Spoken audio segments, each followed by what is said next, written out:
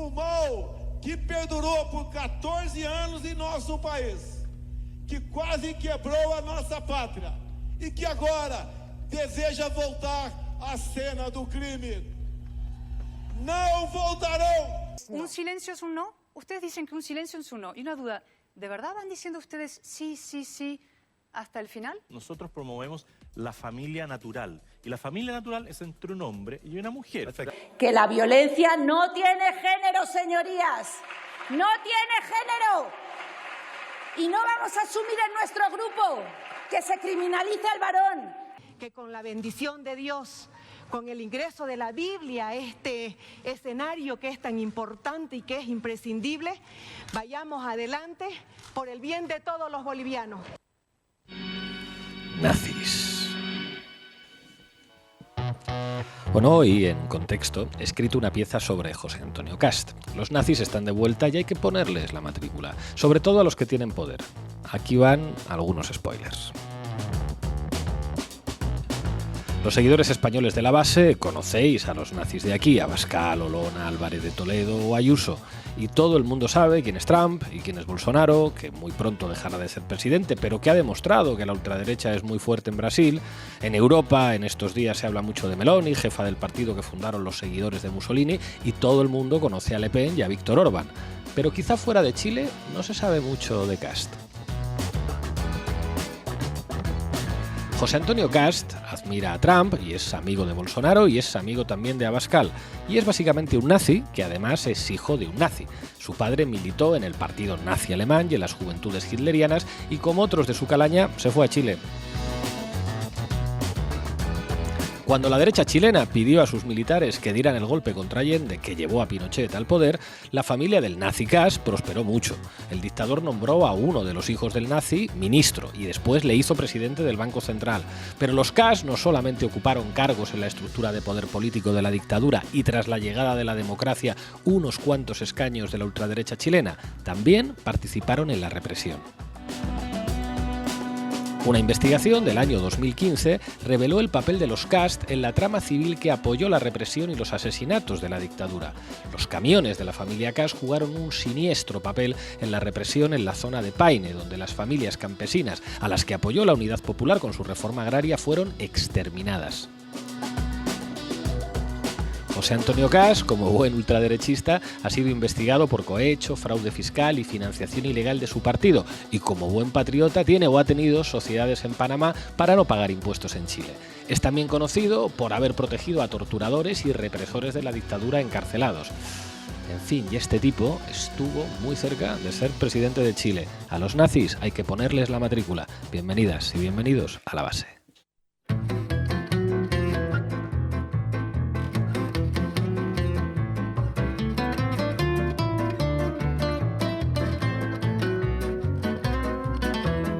La Base, de lunes a jueves en Público.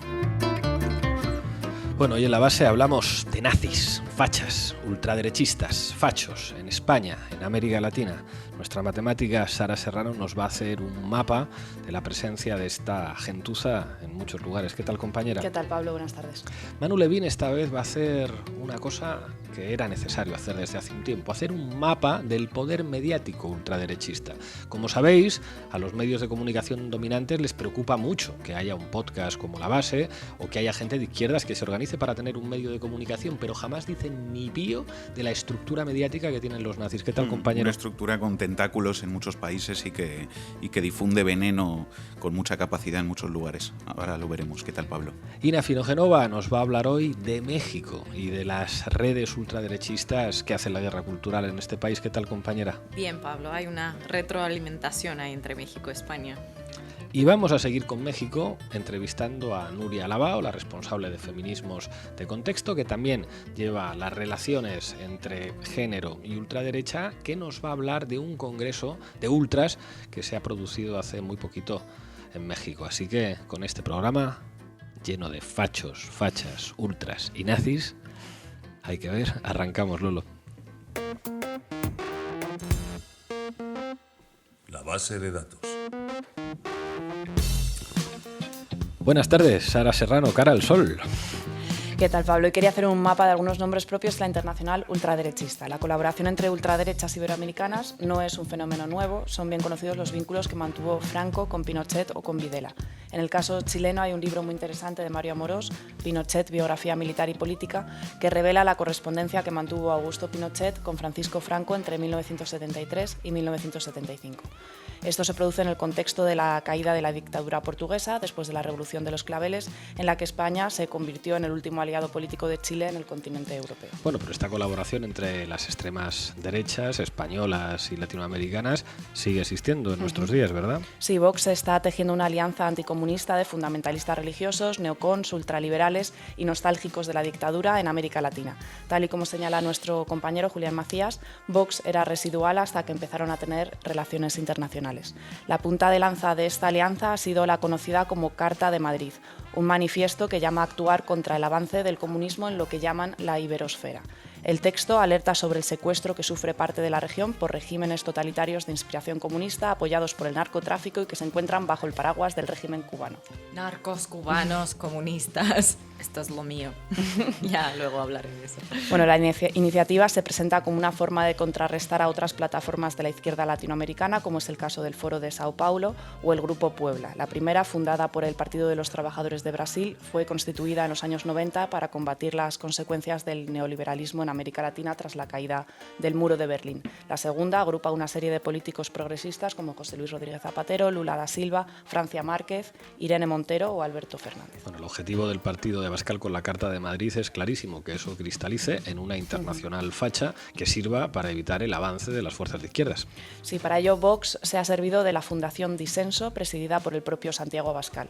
A pesar de las críticas que ha hecho la formación ultraderechista a las subvenciones públicas, finalmente ha montado una fundación para beneficiarse también del dinero público que reciben en función de sus escaños. Esto tampoco es muy sorprendente, teniendo en cuenta que, y esto es bien conocido, el propio Abascal hizo carrera política gracias a los chiringuitos que le montó Aguirre y a las mamandurrias que le daba, ¿no?, de dinero público. Bueno, pues al frente de la fundación y para coordinar el desembarco de Vox en América Latina, Abascal ha colocado a Jorge Martín Frías. Frías ha sido responsable de formación de la Fundación FAES de José María Aznar y asesor del Ayuntamiento de Ana Botella en Madrid. Otro instrumento que está sirviendo para unificar a la extrema derecha latinoamericana es el lobby anticomunista Atlas Network. Entre los nombres propios de la derecha española vinculados a este lobby están el expresidente José María Aznar y su fundación FAES, el líder del PP Pablo Casado o la expresidenta madrileña Esperanza Aguirre. Para entender la función de Atlas Network creo que lo mejor es que escuchemos directamente al que fuera su director durante casi 17 años, Alejandro Chafuen, un nostálgico de la dictadura de Videla que actualmente está en el equipo directivo de Acton Institute, que es la red ultracatólica de Atlas. Algo que llevó a la creación de la Fundación Atlas es el convencimiento de que las ideas importan. Ahora, las ideas sin acción son solo ideas, hace falta alguien que las lleve adelante y pues requieren liderazgo. Y nosotros, Atlas, trabajamos con lo que llamamos empresarios intelectuales, gente que descubre, mira, hay necesidad de mejores ideas, necesidad de programas para diseminar estas ideas. Y lo que tratamos de hacer es darles entrenamiento, a veces darles fondos y ponerlos en contacto con gente exitosa que un poco les puede ayudar a elegir el camino. Bueno, Chafuen es bastante claro, las ideas están muy bien, importan, pero hace falta organización y hace falta pasta. Bueno, ¿quiénes son los nombres propios de este lobby? Bueno, en España los dinamizadores claves de esta internacional ultra son Santiago Abascal, Germán Terç, Isabel Díaz Ayuso, Iván Espinosa de los Monteros, José María Aznar o Cayetana Álvarez de Toledo. Bueno, parece que América Latina se la disputan ahí también entre PP y Vox. Sí, esta disputa no ha estado tampoco exenta de polémicas. El desembarco de Vox en México en septiembre de 2021 no empezó con buen pie. Santiago Abascal viajó al país en el marco de unas jornadas antiabortistas para recabar apoyos para firmar la Carta de Madrid de la que hemos hablado ahora, y esto generó una tormenta política que luego explicará más en detalle Ina. Pero bueno, en resumen, la derecha mexicana se desmarcó de Vox diciendo que su referencia en España era el PP. La larga sombra del legado de Aznar, el gran pianista. Y bueno, en Brasil el hijo de Jair Bolsonaro, Eduardo Bolsonaro, heredero político de su padre y encargado de las relaciones internacionales del clan familiar, es uno de los principales aliados de Vox en América Latina. Si no recuerdo mal, Eduardo Bolsonaro lideró una manifestación por la destitución de Dilma y llevó una pistola en la cintura, salieron fotos. Sí. En Argentina el principal exponente de la extrema derecha es Javier Milei, negacionista del golpe militar y admirador de Milton Friedman, maestro de los Chicago Boys en la Operación Cóndor. El proyecto neoliberal es algo que une a Milei con la presidenta de la Comunidad de Madrid, con Isabel Díaz Ayuso. Milei felicitó a Ayuso así tras su victoria electoral. Felicitaciones por el excelente resultado, batiendo a la basura comunista y sacando de la política al excremento humano de Pablo Iglesias. ¡Viva la libertad, carajo! Le agradezco, señor Milei, su amable crítica y sus constructivas palabras. Habrá que ponerle la matrícula también a este. Viva la libertad, comunismo, libertad. Es curioso ver cómo la extrema derecha global comparte lenguaje y terminología y además se ha afanado en apropiarse de ese concepto, ¿no? Libertad. Bueno, Milei, además de a ti, también odia al actual Papa, al que considera la punta de lanza del comunismo en América Latina. El Papa, sí, lo voy a decir de frente, es el representante del maligno en la tierra, ocupando el trono de la casa de Dios. ¿Vos sabías que el Papa impulsa el comunismo? Y eso va contra las propias Sagradas Escrituras. Entonces no tengo ningún problema en decir lo que digo del impresentable que está en Roma. El Papa es el representante del maligno en la tierra. El Papa impulsa el comunismo. Me dan ganas de decir desde la base, ¡viva el Papa, camaradas! En Colombia está María Fernanda Cabal, mano derecha de Uribe e íntima del coronel Mejía, uno de los militares responsables de los 6.400 asesinatos de civiles con la colaboración de paramilitares en el caso llamado falsos positivos. Hace unos días María Fernanda apoyó a Bolsonaro, como no podía ser de otra forma, en la recta final de la campaña electoral brasileña. Este domingo, 2 de octubre, los brasileros definen si quieren ser libres o esclavos. Si quieren seguir disfrutando de la prosperidad, de ser el único país que no tiene inflación en el mundo, el único país que no tiene balanza deficitaria con China porque exportan más de lo que importan de China. Bueno, nosotros vamos a acompañar con el esfuerzo, con el corazón, con la convicción a Jair Bolsonaro. Y en Chile está José Antonio Kast, líder del Partido Republicano chileno y nostálgico de la dictadura, que se opuso a derogar la Constitución de Pinochet. Su padre, como comentabas antes, Pablo, inmigrante alemán que llegó a Chile en los años 50, fue miembro del partido nazi, y su hermano Miguel Kast fue alumno de Milton Friedman y acabó siendo ministro de Pinochet. De hecho, como también comentabas, agrupaciones de derechos humanos han denunciado que miembros de su familia colaboraron en la detención de opositores durante la dictadura de Augusto Pinochet. Vamos a escuchar un fragmento de un vídeo en el que un joven Kast, como portavoz juvenil de la campaña del sí a Pinochet, se manifiesta en favor del sí a la Constitución. Tienen una verdad que decir, un compromiso personal con el Chile de mañana. En mi calidad de estudiante universitario y convencido de que la obra del gobierno va en directo beneficio de todos nosotros los jóvenes, es que quiero contarte 3 puntos del por qué me siguen el plebiscito. José Antonio Kast, estudiante. Bueno, estudiante nazi. Estudiante, sí, nazi. Otra de las firmantes de la Carta de Madrid e integrante de esta internacional ultra es la periodista venezolana Nitu Pérez, que escribe habitualmente en la Gaceta de la Iberosfera, el panfleto de Germán Terz, y que te llegó a acusar a ti, Pablo, de viajar a Perú para organizar un fraude electoral contra Keiko Fujimori. ¿Qué les pasa a todos estos putos nazis conmigo? Suéltenme el brazo ya. Este bulo hizo que algunas decenas de amables nazis en Perú se concentraran a las puertas de un hotel de Lima. Lo que pasa es que yo estaba sacando a los perros en mi pueblo, pero en fin. Bueno, pues la hija del dictador peruano, Alberto Fujimori, Keiko Fujimori, es una de las principales alianzas de Vox en Perú. Tras su derrota frente al candidato de izquierdas, Pedro Castillo, en las elecciones presidenciales de 2021, Keiko inició una cruzada para impugnar los votos y anular los resultados. Vamos a escuchar una intervención del pasado mes en el contexto de la campaña de las elecciones regionales y municipales, en la que Keiko vuelve otra vez a azuzar el fantasma del golpe contra Castillo. El Congreso de la República tiene una gran responsabilidad. Y no me voy a cansar de repetir, si es que el presidente Castillo no quiere renunciar, lo tienen que vacar. Y si no lo van a vacar, todos se tienen que ir. En fin, llamando al golpe de Estado un clásico de las ultraderechas en España y en América Latina. Muchas gracias, Sara. A ti. La Base, con Pablo Iglesias, Sara Serrano, Manu Levín e Ina Afinogenova. Y una vez más, Manu le viene haciendo honor a su apellido y poniéndose en el punto de mira como blanco de los nazis. Adelante, compañero. Pues vamos con ello. Mete cabecera, Lolo. Titulares al banquillo. Bueno, esta nueva internacional de ultraderecha, que es la nueva internacional que existe ahora en el siglo XXI, es también una internacional mediática, con tentáculos en muchos países. Así que hoy os voy a hablar un poco de esto.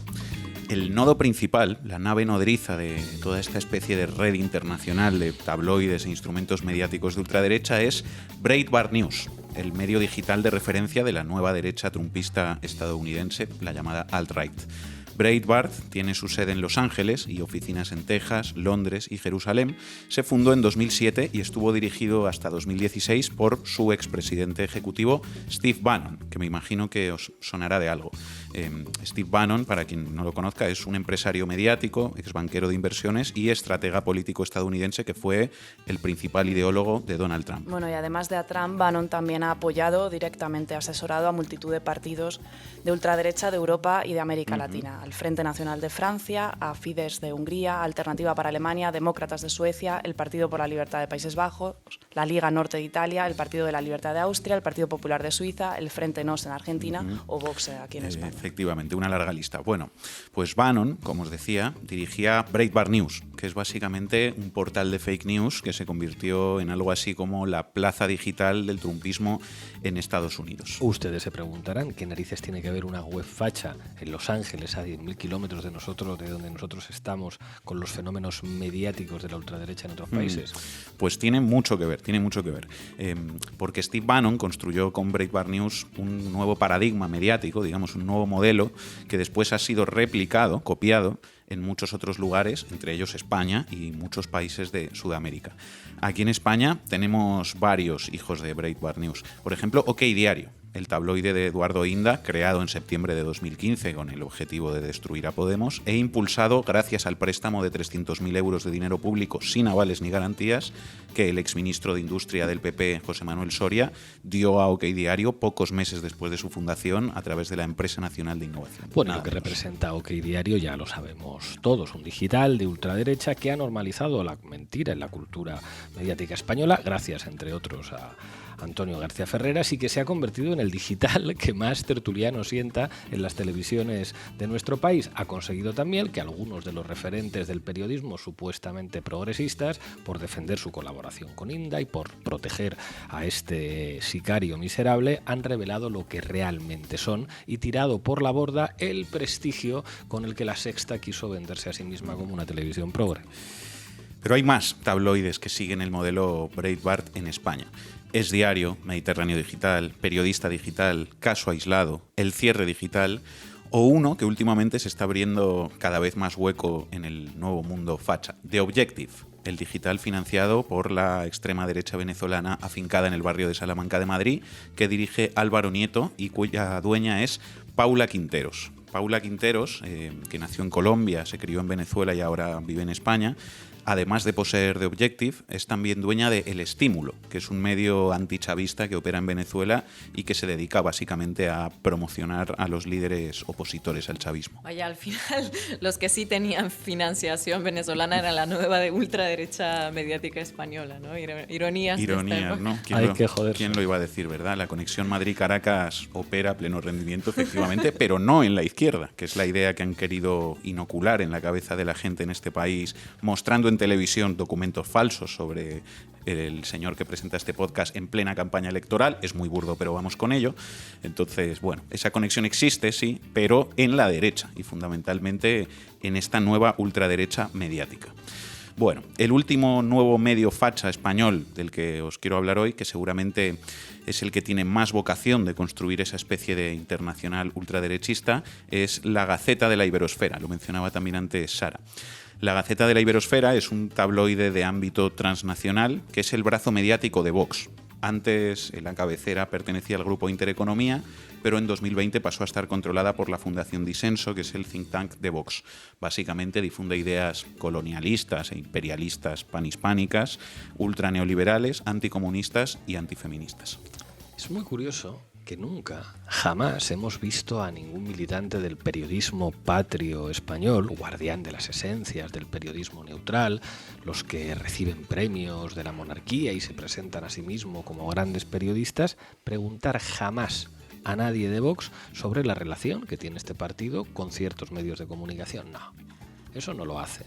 La derecha y los fascistas pueden tener todos los medios de comunicación que les dé la gana, pueden controlar todas las televisiones privadas que les den la gana, pueden difundir fake news sin ningún problema. El problema viene cuando alguien de izquierdas plantea que hay que disputar la correlación mediática de fuerzas y que tienen que existir medios de comunicación de izquierdas que representen y que expresen lo que piensan millones de personas en nuestro país. Entonces sí, entonces el prestigioso periodismo español empieza a sentirse muy molesto de que haya un podcast como La Base o digitales como Lu. En fin, amigos, así funciona.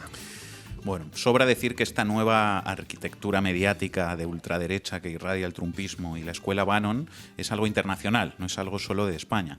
En América Latina también hay medios hijos de Breitbart News en todos los países. Por ejemplo, está Latinus en México, aunque también tiene sede en Estados Unidos, que se dedica a difamar y a intentar tumbar a Andrés Manuel López Obrador. O en Argentina está, por ejemplo, Indignado, o La Derecha Diario, que suelen apoyar y difundir las tesis de este histrión ultraderechista Javier Milei, que lo escuchábamos antes, que además él mismo, el propio Milei, es un producto mediático que está todo el día en la televisión y al que las encuestas ya dan en torno a un 20% de los votos en Argentina. ¿Por qué será? O está, por ejemplo, Pan Am Post, un tabloide con vocación de internacional facha, con sede en Miami y cuyo propietario es un miembro de Atlas Network, ese think tank internacional de ultraderecha del que nos habló antes Sara y del que sabe mucho también Julián Macías. Ya veis, amigos de La Base, que Breitbart News de Steve Bannon es un poco como Julio Iglesias, que tiene hijos por todas partes. Ya veis, queridos oyentes, que la nueva internacional ultraderechista se toma muy en serio la importancia de construir poder mediático. Ojalá la izquierda también se ponga las pilas en esto y no seamos solamente unos humildes digitales y un podcast los que damos con convicción esta batalla mediática a la que es necesario que se incorpore mucha más gente. Gracias, compañero. Si ves manipulación en los medios de comunicación, envíanosla a titularesalbanquillo@gmail.com. Y llega el momento de Ina Finogenova, que hoy nos va a hablar de México, ¿verdad? Sí, y del avance del narcocomunismo.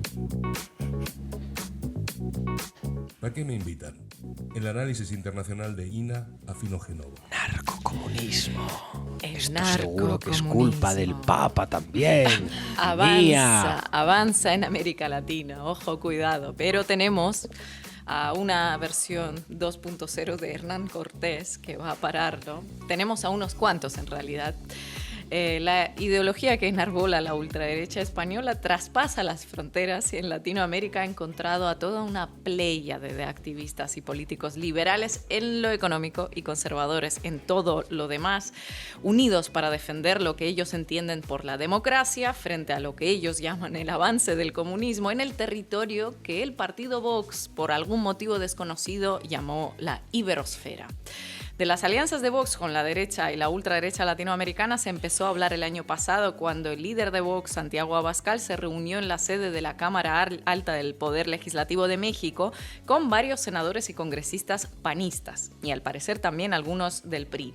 Allí firmaron la famosa Carta de Madrid de la que nos habló Sara y allí se comprometieron a defender Latinoamérica frente a regímenes totalitarios comunistas vinculados con el narcotráfico que la tienen secuestrada a Latinoamérica, siempre apoyándose en el Estado de Derecho, en el respeto a la democracia, los derechos humanos, el pluralismo, la dignidad humana y la justicia. Es alucinante además que cuando las elecciones las gana la izquierda, resulta que América Latina está secuestrada, aunque sus gobiernos hayan sido elegidos libre y democráticamente.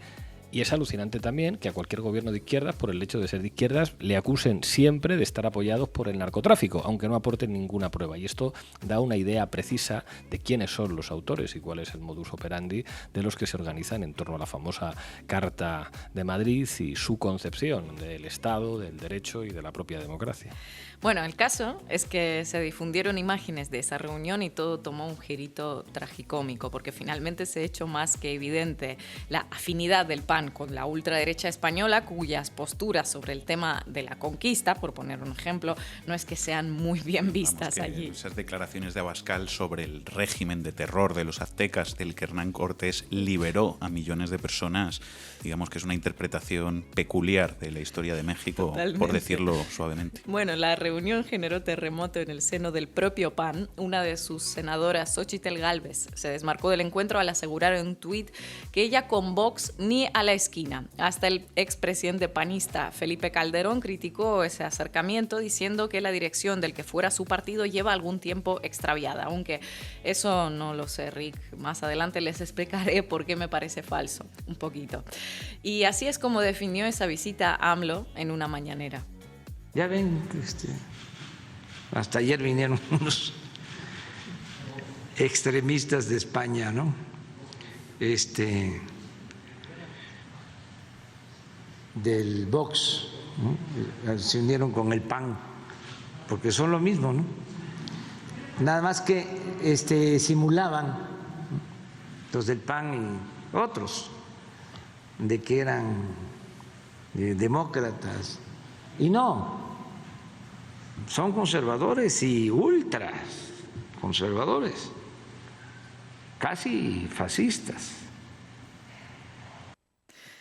La polémica alcanzó tal magnitud que tocó recoger cable un poco. El senador que invitó a Vox dijo que fue un encuentro personal, nada que ver con ningún partido, con ninguna alianza ni nada por el estilo, todo voluntades estrictamente individuales, así se refería. Ningún ultraderechismo como el término que utilizaste, Israel, no, nada que ver con eso, absolutamente nada que ver con eso. Como tú dices, no supone ningún ultraderechismo. Ningún ultraderechismo, como tú nada dijiste, nada que ver. No lo supone y será por eso que en la cuenta oficial de Twitter del PAN salió una foto de los participantes firmando orgullosos la Carta de Madrid. Es cierto que cuando les acusaron de tener vínculos con este ultraderechismo eliminaron el tuit, pero bueno, nada de ultraderechismo por aquí. Los intentos del PAN de presentarlo como iniciativa individual chocaron con declaraciones del propio Abascal, que explicó didácticamente qué es lo que busca esa iniciativa individual en Latinoamérica. Pero estamos entablando relaciones fundamentalmente para crear un foro organizado de oposición a lo que ha sido el Foro Sao Paulo y de lo que es el Grupo de Puebla. No simplemente una carta, un manifiesto, sino una estructura internacional que opere como una auténtica oposición en defensa de las libertades y la democracia en toda la iberosfera. Una estructura que opere en defensa de las libertades. Bueno, poco antes de esta reunión y de estas declaraciones, Wikileaks filtró 17.000 documentos que revelaron la existencia de una red internacional que financiaba y promovía la expansión de la ultraderecha católica en varios países de habla hispana. La investigación se titula La Red de la Intolerancia y coloca en el centro a dos organizaciones españolas vinculadas entre sí, Hazte Oír y Citizen Go. La Red de la Intolerancia, según esos cables, tenía grandes aspiraciones políticas y recibía aportaciones de enormes fortunas españolas, propietarios del grupo Eulen, propietarios de varios hoteles Ritz, el entonces presidente del Corte Inglés, Isidoro Álvarez, Juan Miguel Villarmir, exministro de Hacienda de España y dueño de la constructora UHL. Y Marqués. La lista es larga, abundan donantes menos conocidos, pero muy generosos, que consiguieron que entre 2013 y 2020 el conglomerado ultraderechista formado por Hazte Oír y Citizen Go reuniera un patrimonio de 17 millones de euros. En breve vamos a preguntar por esto a Nuria Labao, que nos va a acompañar. Esas filtraciones, otra vez, apuntaron a México como uno de los sitios clave de este proyecto que ya tenía en el país dos organizaciones operativas, Citizen Go México y Yo Influyo. La cosa se pone interesante cuando se revisa quién formaba parte de ellas. Los nombres de dos miembros muy activos de Yo Influyo muy probablemente les sonarán. Son los hermanos Juan Ignacio Zavala y Margarita Zavala, cuñado y esposa del expresidente Felipe Calderón. Vaya, Felipe Calderón, ese mismo que tan escandalizado y decepcionado se mostró por la deriva extremista del PAN. Ese mismo. Otro detalle interesante que nos lleva a otra organización muy poderosa. La directora de Yo Influyo, Rosa Marta Abascal Olascuaga, es hija de Carlos María Abascal Carranza, que fue secretario de Gobernación en el Ejecutivo del panista Vicente Fox y es uno de los fundadores de la organización secreta ultracatólica El Yunque. Y aquí es donde llegamos a El Yunque. El Yunque es una organización secreta de extrema derecha nacida en México en 1953 en un estado que se llama Puebla. Nació en México, pero se convirtió en una suerte de multinacional ideológica expandiéndose por otros países hispanohablantes. Según uno de los principales investigadores de esta organización, mexicano Álvaro Delgado, sus objetivos a día de hoy siguen siendo casi idénticos a los que tenía hace 70 años. Llevar la agenda de la Iglesia Católica a las instituciones de poder, a los partidos políticos, a las organizaciones sociales, etc. Evangelizar las instituciones infiltrando a sus miembros ahí. Eso incluye toda una agenda contra los derechos civiles en el marco de una batalla cultural.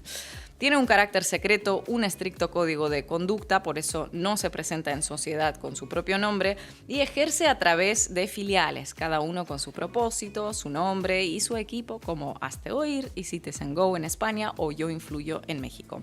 Analistas e investigadores conscientes del poder estructural del Yunque a nivel internacional creen que la Carta de Madrid, la gira de Abascal por Latinoamérica y sus alianzas en la iberosfera pueden ser algo más que el impulso de un foro anticomunista, vamos, que él mismo lo reconoció.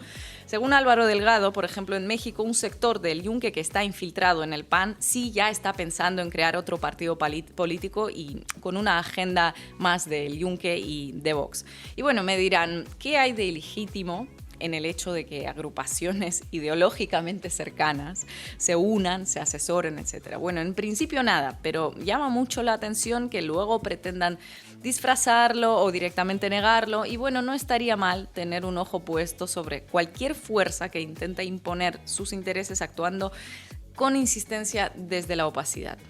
Gracias por la información, compañera.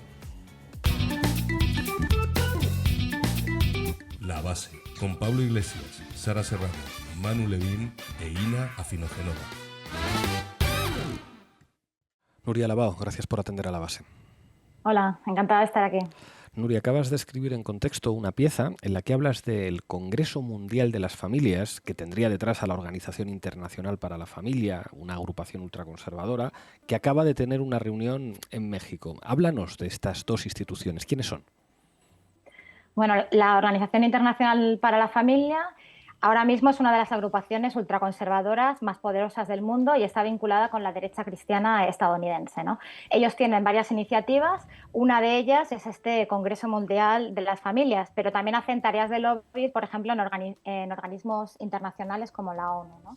Y precisamente este Congreso Mundial de la Familia es, digamos, el espacio de coordinación de estas extremas derechas o de estos fundamentalistas cristianos a nivel internacional, ¿no?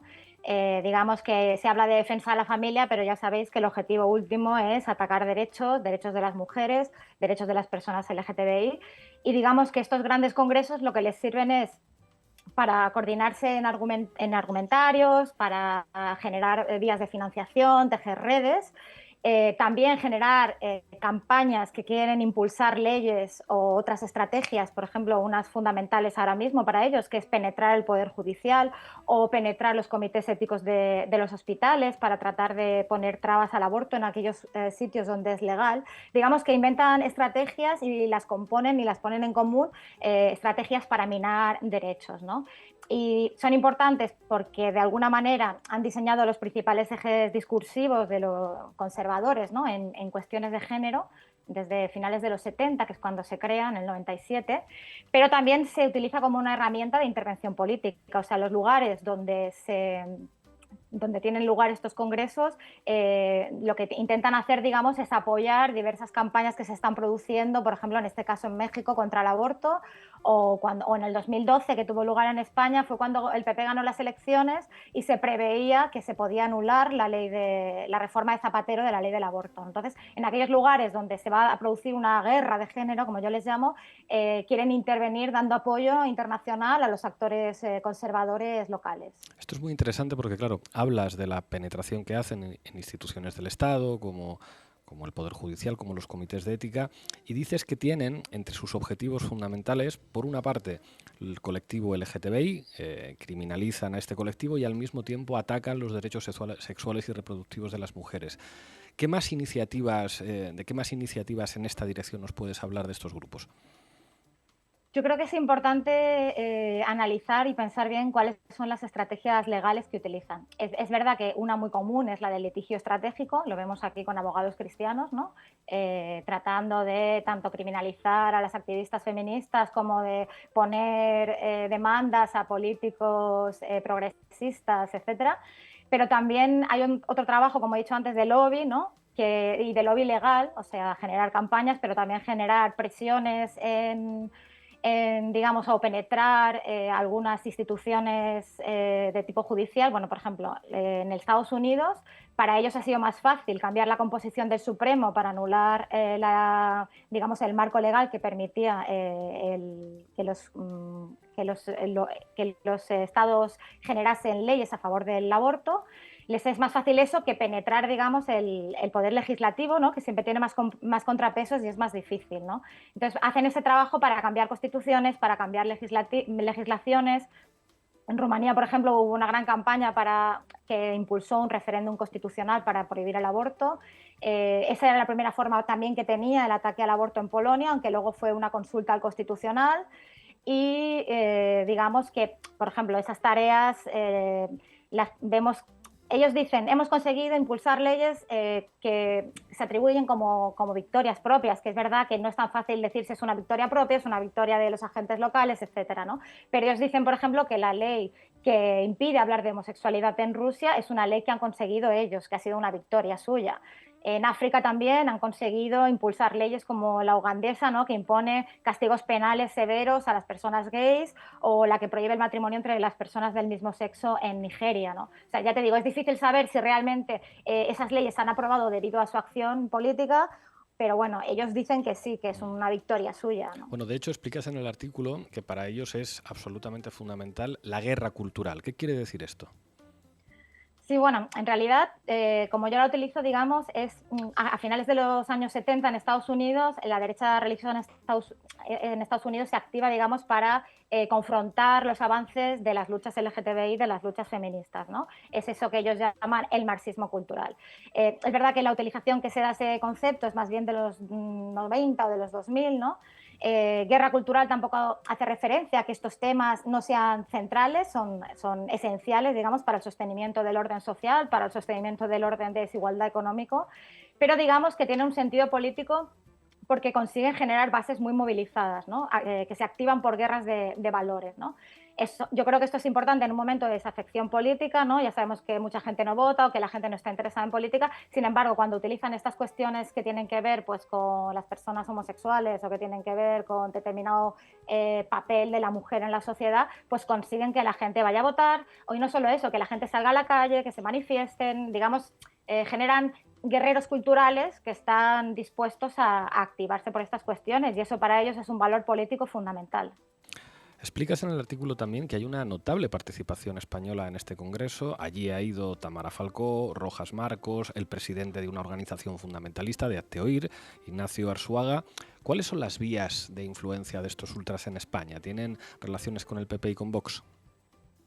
Bueno, precisamente Arzuaga está porque es el presidente de Hazte Oír, ¿no? Y de su versión internacional Citizen Go, que ahora mismo también es uno de los, digamos, lobbies no religiosos, pero no vinculados a la Iglesia, más influyentes, ¿no? Y con más financiación. Ya digo, en el 2012 consiguieron 2 millones de euros de financiación, que es bastante, ¿no? Entonces, bueno, ellos son uno de los organizadores y por eso estaban en el Congreso. Y precisamente lo que se ha sabido a través de documentación de Wikileaks es que Hazte Oír ha estado bastante en el origen, digamos, del nacimiento de Vox. Es verdad que en todas las elecciones siempre han pedido el voto para Vox. Lo que pasa es que también a veces tienen una relación, digamos, un poco tensa o digamos, de intentar estirar las posiciones de Vox más hacia la derecha, porque claro, cuando Vox tiene que conseguir el voto, pues acaba intentando matizar algunas de estas posiciones, porque evidentemente la sociedad española no se corresponde para nada con esta imagen de ultras y de radicalizados en estas cuestiones, ¿no? Entonces, digamos, Hazte Oír todavía es más radical que Vox y ha empezado a tener tensiones recientemente, ¿no? En el PP es más difícil, digamos, el PP tiene esta cosa como que engloba gente de centro, ya hemos visto, no sé, hay algunos de sus políticos que defienden el aborto y otros que no, entonces tienen esta tensión también, siempre han estado mucho más vinculados a los sectores, digamos, fundamentalistas, pero que son más de origen religioso, ¿no? Al fin y al cabo, el PP es el partido que votan más católicos practicantes en España. Y bueno, ya hay otros elementos que no se suelen comentar mucho, pero que yo creo que son esenciales en el Estado español, que son organizaciones, digamos, de tipo religioso, fundamentalista, como pueden ser los Kikos, como puede ser la Confederación Católica Nacional de Padres y Madres de Familia, que parece que no, pero son importantes porque se movilizan, por ejemplo, en defensa de la educación concertada, porque ya sabemos que en su mayor parte está en manos de la Iglesia, ¿no? Entonces, digamos que hay un sector que es el de la educación que está muy penetrado por estos intereses, ¿no? Ya sabemos que generan sus propios colegios de élite, pero también universidades, y que tienen universidades desde Legionarios de Cristo, el Opus Dei, la Asociación Católica de Propagandistas. Yo creo que estos son una vía de influencia en el Estado español que es bastante importante, también porque forman a los expertos, digamos, en ética médica que luego conforman los comités éticos de los hospitales, que sabemos que es un punto débil de cómo está regulado el aborto en el Estado español, que ahora precisamente se está intentando cambiar, que es a través de la objeción de conciencia, pero también de que estos comités tienen que dar el visto bueno para determinadas interrupciones voluntarias del embarazo que están fuera de plazo porque peligra la vida de la madre, etcétera. Entonces yo creo que estos elementos que no siempre están en el foco son importantes tenerlos en cuenta como vías de penetración y como vía de frenar derechos que ya en teoría están consolidados o deberían estar consolidados en el Estado español.